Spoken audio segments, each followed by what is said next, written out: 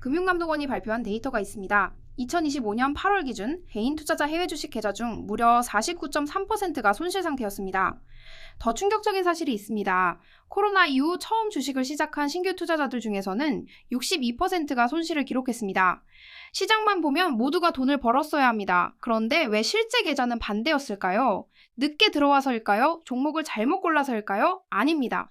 오늘은 수십만 개인 투자자들이 반복해서 계좌를 무너뜨리는 공통구조를 파헤쳐 드리겠습니다. 그리고 어떻게 해야 10%의 생존자편에 설 수 있는지 그 방법도 함께 알려드리겠습니다. 끝까지 보시면 오늘 당장 계좌를 점검하고 싶어질 겁니다. 시작하겠습니다. 파트 1 3명의 투자자, 3가지 방식. 그러나 같은 결말, 지금부터 3명의 실제 같은 투자자 이야기를 해드리겠습니다. 한 명은 40대 자영업자, 한 명은 30대 대기업 직장인, 한 명은 20대 파이어족 지망생입니다. 이 세 사람은 투자 방식도 시작 계기도 목표도 완전히 달랐습니다.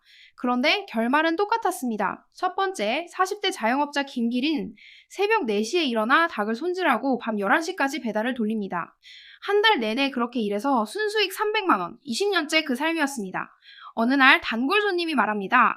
요즘 반도체 주식 사면 한 달에 50% 오른다고요. 김기린은 들고 있던 2천만 원을 바로 넣었습니다. 그리고 보름 뒤 계좌가 3천만 원이 됐습니다. 여기서 문제가 시작됩니다. 인간의 뇌에는 보상회로가 있습니다. 도파민이 분비되면 쾌감을 느끼는데 중요한 건 이게 단순히 기쁨으로 끝나지 않는다는 점입니다. 뇌의 기준점을 다시 씁니다. 보름 만에 1천만 원을 번 사람의 뇌는 이제 그것을 정상으로 인식합니다. 한 달 내내 치킨을 튀겨서 번 300만 원이 더 이상 보상처럼 느껴지지 않는 겁니다. 이것이 바로 초심자의 행운 함정입니다. 처음 주식을 시작한 사람이 우연히 큰 수익을 내면 그걸 자기 실력이라고 착각하게 됩니다. 뇌과학 연구에 따르면 약물이 주는 도파민 분비량은 자연적인 보상보다 최대 10배 높습니다. 그래서 마약 중독자가 점점 더 강한 자극을 찾듯 50% 수익을 경험한 투자자는 10% 수익에 만족 못하고 더 위험한 곳으로 손을 뻗게 됩니다. 테마주, 급등주, 작전주로 향합니다. 김기린 씨는 결국 어떻게 됐는지는 잠시 뒤에 말씀드리겠습니다. 두 번째, 30대 대기업 직장인 최토끼. 이 사람은 다릅니다. 신중하고 공부를 좋아합니다. 주식책 50권, 재무제표 공부, 차트 분석, 유튜브 투자 강의 수백 개, 1년을 준비했습니다. 그런데 1년 후 계좌를 열어보니 마이너스입니다. 왜 그럴까요? 노력이 부족해서일까요? 여기서 불편한 진실을 직면해야 합니다. 주식시장에서 지식과 수익은 비례하지 않습니다. SPIVA 보고서는 매년 이것을 수치로 증명합니다. 15년 기준 미국 대형주 액티브 펀드의 약 90%가 S&P 500 지수보다 낮은 성과를 기록했습니다. 하루 종일 주식만 연구하는 명문대 출신의 금융공학 박사들, 연봉이 수억인 전문가들의 이야기입니다. 이들조차 10명 중 9명이 시장 평균을 이기지 못합니다. 이유는 단순합니다. 주식시장은 시험이 아니기 때문입니다. 시험에는 정답이 있지만 시장의 정답은 매일 바뀝니다. 그리고 더 중요한 건 주가를 결정하는 가장 큰 변수는 개별 기업의 실력이 아니라 거시경제의 흐름이라는 점입니다. 최토끼 씨가 투자한 반도체 기업의 실적은 훌륭했습니다. 데이터 센터 매출은 계속 늘었고 펀더멘탈에 아무 문제가 없었습니다. 그런데 2022년 한 해 동안 주가는 50% 이상 폭락했습니다. 왜일까요? 2022년 인플레이션이라는 괴물이 깨어났고 미국 연준이 금리를 폭발적으로 올리기 시작했습니다. 이른바 자이언트 스텝입니다. 금리가 오르면 안전한 예금만 넣어도 5% 이자가 나옵니다. 굳이 위험한 주식에 비싼 돈을 지불할 이유가 없어지죠. 기업이 돈을 잘 벌어도 시장이 그 기업에 부여하는 가치 배수, 즉 멀티플이 쪼그라들면 주가는 폭락합니다. 최토끼는 숲을 보지 못하고 나무만 봤습니다. 좋은 나무를 골랐지만 계절이 혹독한 겨울이었고 그 겨울은 1년 넘게 지속됐습니다. 결국 그는 바닥에서 모든 걸 던지고 시장을 떠났습니다.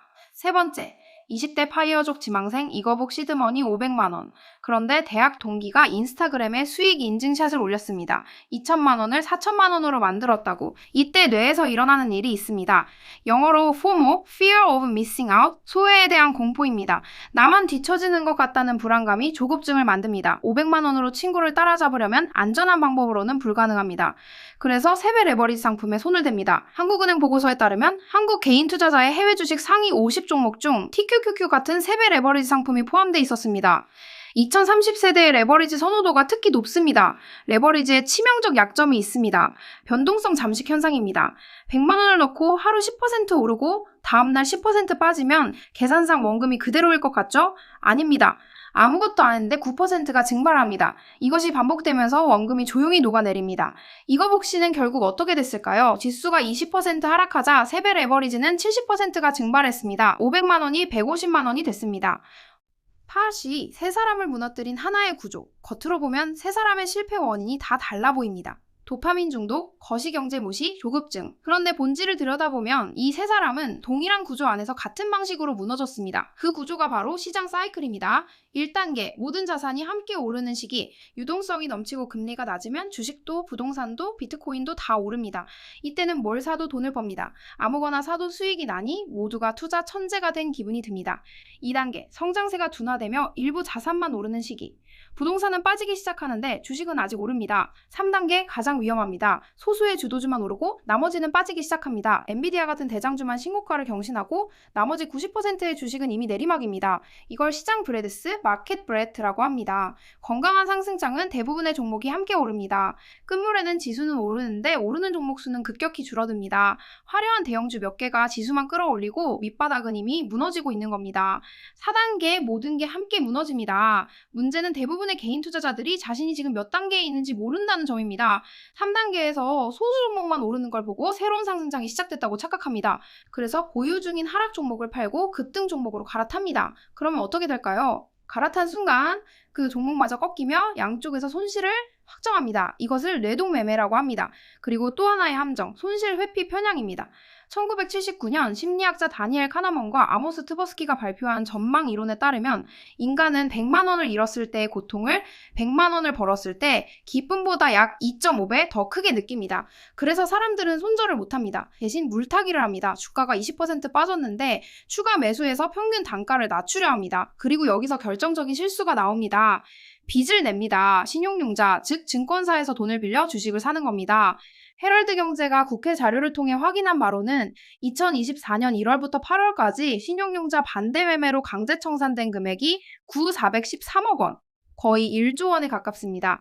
2022년에는 1조 9,279억 원, 2023년에는 1조 5,856억 원이었습니다. 매년 조 단위의 돈이 반대 매매로 증발했습니다.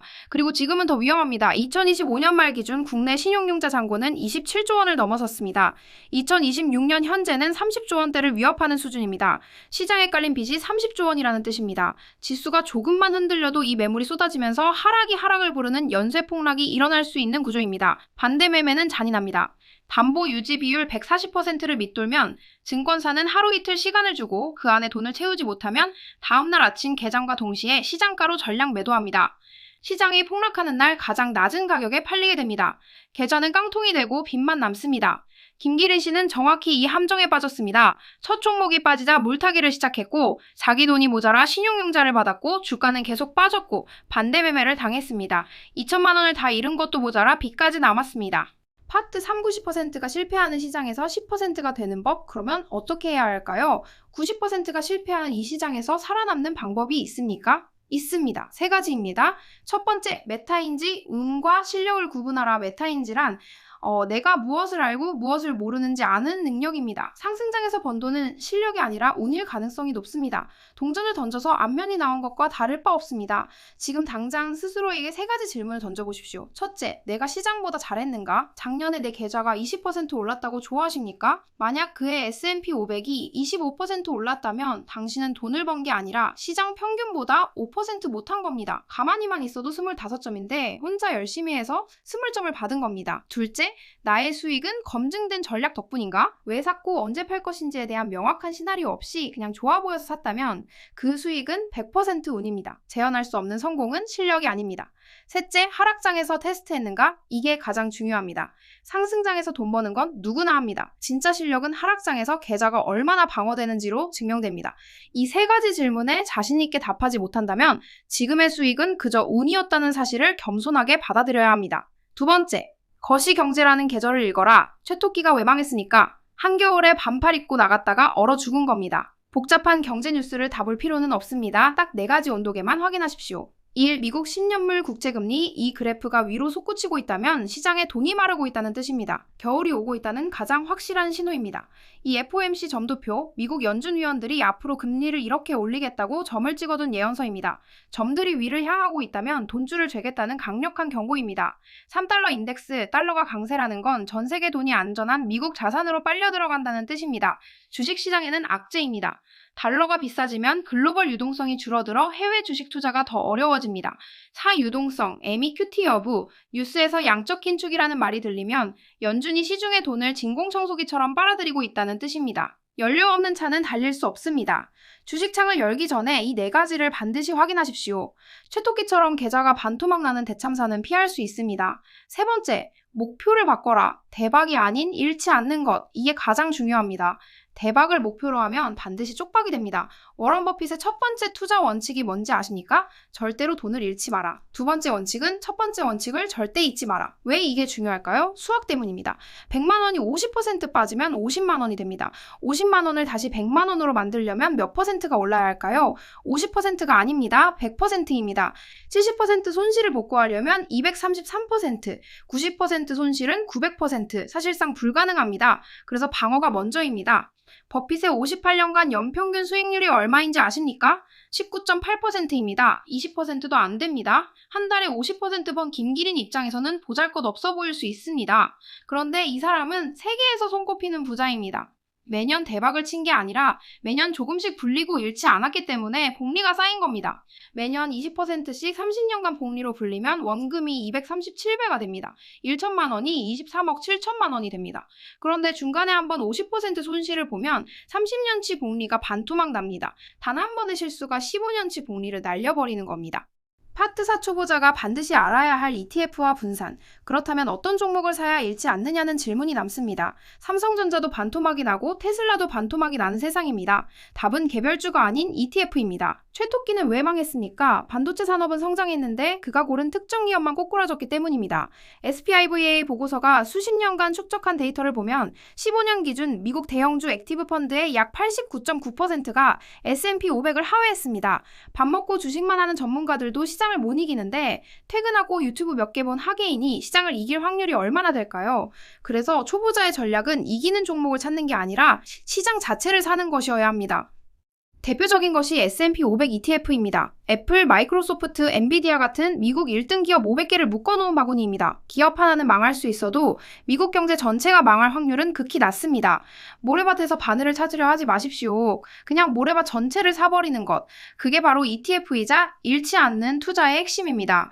그리고 ETF를 샀다고 끝이 아닙니다. 가장 많이 하는 실수가 또 하나 있습니다. 타이밍을 재는 것. 지금은 비싸니까 팔고 떨어지면 다시 사야지. 절대 그렇게 하지 마십시오. 통계가 있습니다.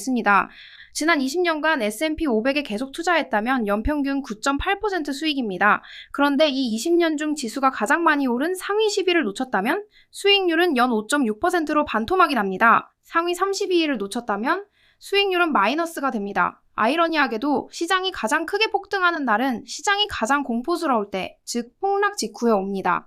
무서워서 다 팔고 도망친 바로 그 다음날 시장은 보란듯이 5%, 10%씩 급등합니다. 시장을 이기는 건 타이밍이 아니라 시간입니다. 비가 오나 눈이 오나 시장 안에 머무르십시오.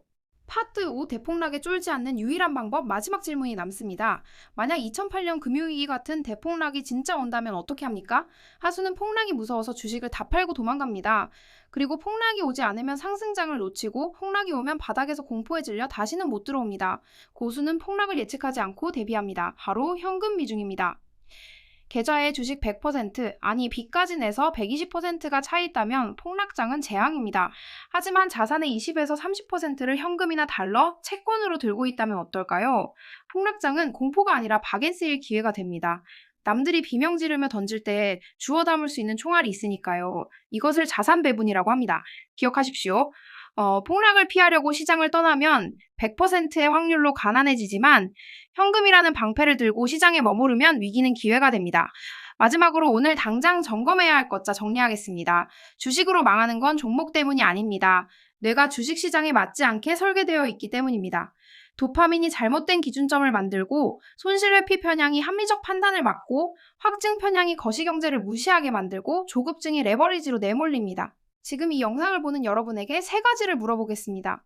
첫째, 지금 여러분의 계좌에 손실 중인 종목이 있습니까? 있다면 그 종목을 왜 아직 들고 있습니까? 오를 것 같아서요? 아니면 손절하기 싫어서요? 그 이유가 논리인지 감정인지 솔직하게 생각해 보십시오. 둘째, 레버리지 상품이 있습니까? 있다면 왜 샀습니까? 수익률을 높이기 위해서요? 남을 따라잡으려고요? 그 이유를 한번 점검해 보십시오. 셋째, 지금 여러분의 투자 목표가 무엇입니까? 대박입니까? 아니면 잃지 않는 것입니까? 그 답에 따라 여러분의 계좌가 어디로 수렴할지가 결정됩니다. 투자는 단거리 달리기가 아닙니다. 지치지 않고 끝까지 살아남는 마라톤입니다.